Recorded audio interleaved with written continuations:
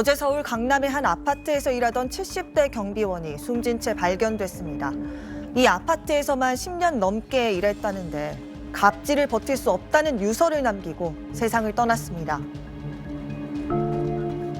숨진 경비원 박모 씨의 유서엔 함께 고생했던 동료들에게 남기는 감사 인사와 함께 자신의 정신적, 육체적 고통에 관리소장이 책임져야 한다고 적었습니다. 동료들은 지난해 말 부임한 관리소장 안모 씨의 갑질에 박 씨가 힘들어했다고 전합니다. 네가 왜 반장이 내가 제대로 뭐 했냐 이래가 이제 꼬투리 잡힌 거예요. 이럴 말까지만 하고 그만두라고 이제 자꾸 압력을 한 거예요. 군대식으로 출신 묵은 영감들한테 너무 인격적 모독을 줬던 거예요. 그뿐이 뭐야 다시 보고 해봐 막 이런 놈 참 거예요. 약자애를 그렇게 괴롭히네. 일주일 전 박 씨는 10년이 넘게 일해 오른 경비반장에서 일반 경비원으로 강등되기도 했습니다. 유서에는 이 아파트에 근무하던 미화원의 죽음도 책임져야 한다고 했는데 동료들은 미화원이 관리소장으로부터 해고 통보를 받은 다음 날 충격으로 사망했다고 말합니다. 자기 아들하고 둘이 살아요. 갑자기 해고 통보 받아보니 충격이 안 오겠어요. 그날 해고 통보를 받고 너무 숨도 못 쉴 정도로 그렇게 했대요. 관리소장은 자신을 둘러싼 의혹에 대해 전면 부인하는 것으로 알려졌습니다. 정상적인 업무 지시 말고는 뭐 이렇게 지시하지도 않아요. 아파트가 재건축을 앞두고 좀 시끄러워요. 무슨 상관이냐? 이번 건으로 관리소장을 공격하기 위한 좋은 소재를 얻었다 이렇게 생각하는 거죠. 경찰은 실제 갑질이 있었는지 등 구체적인 사망 경위를 조사하고 있습니다. 이렇게 괴롭힘과 갑질 피해를 호소했던 아파트 경비 노동자의 비극은 반복되고 있습니다. 지난 2020년 입주민의 갑질에 시달리다 극단적인 선택을 한 고 최희석 씨가 대표적입니다. 입주민 신모 씨의 심각한 폭행과 폭언에 시달리던 최희석 씨. 음성으로 유언을 남기고 스스로 목숨을 끊었습니다. 경비복 벗어 사무로 가자. 경비복 벗고 사복으로 갈아입고 나오라 그랬으면 아직도 안 됐으니까 100대 맞아. 정말 라는 사람한테 다시 안 당하도록 경비가 억울한 일이 안 당하도록 제발 도와주세요. 강력히 처벌해주세요. 당시 유족들은 이런 비극이 반복돼선 안 된다고 간곡히 호소했습니다. 앞으로 그 경비원이 그 최희석 하나로 갑질을 당하고 또 최희석 하나로 언어 폭행을 당하는 사람이 마지막이 됐으면 좋겠습니다. 정말 앞으로는 대한민국 땅에 좀 그런 일 없었으면 좋겠어요. 정말 부탁입니다.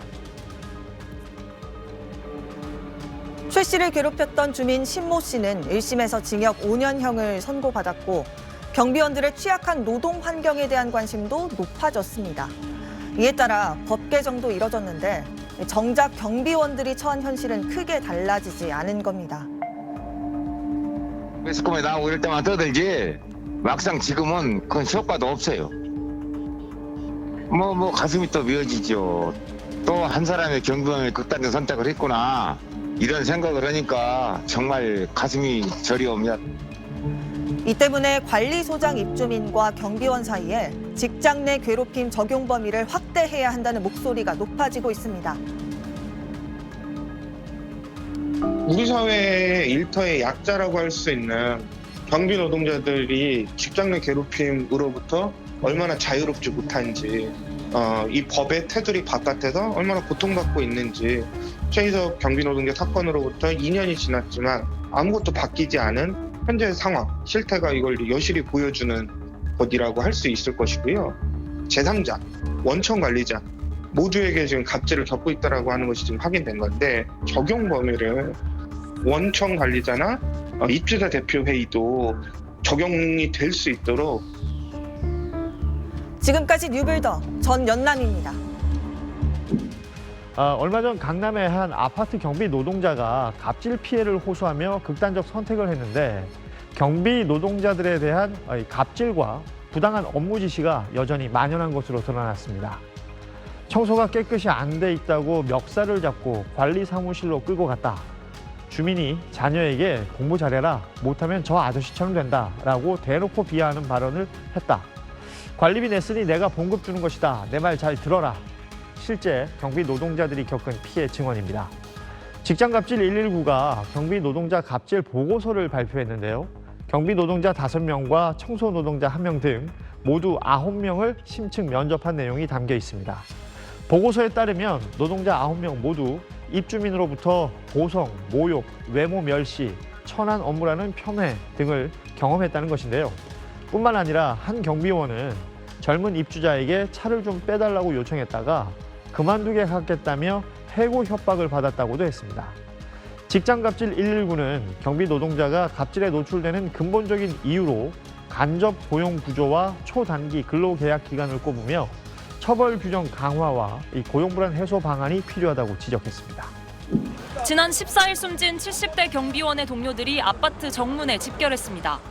10년간 근무해온 경비반장을 죽음으로 내몰고 모든 경비원을 고용 불안에 떨게 하는 소장을 즉각 해임할 것을 요구합니다. 검은 현수막을 펼쳐들고 아파트 주변을 행진하며 관리소장의 퇴진을 재차 촉구했습니다. 퇴진! 동료들은 지난해 말 새 관리소장 A씨가 부임하면서 갑질이 시작됐다고 말했습니다. 사진을 관리실에서 찍을 테니까 이거 졸지 말고 멍도 앉아 사진 마라. 찍히면 뭐 이제 예를 들어서 심할서 쓰고 뭐 심할서 3번이면은 뭐 그만두게 하겠다. 또 지난해 말 경비원 관리업체가 바뀌면서 기존의 1년 단위 계약이 3개월 단기 계약으로 변경됐는데 경비원들은 이 때문에 소장이 더 쉽게 해고 이야기를 할 수 있었다고 주장합니다.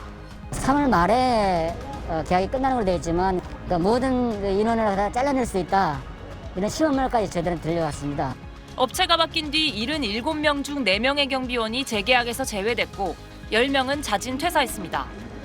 고용노동부가 부당해고와 불법 파견 행위에 대한 조사에 착수한 가운데 경찰도 이번 주 안에 경비원들을 상대로 모욕과 부당 업무 지시 여부에 대한 전수조사를 진행할 예정입니다. SBS 여영규입니다. 최근 서울 대치동 한 아파트에서 경비원이 관리소장의 갑질을 고소하고 숨지는 일이 있었습니다.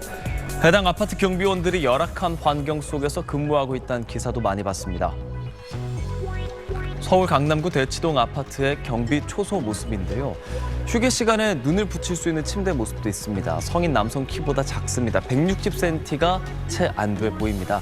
경비원 화장실도 따로 마련이 되어 있지 않아서요. 급할 때는 탕비실이라고 불리는 샤워실에서 볼일을 봐야 하는 상황입니다.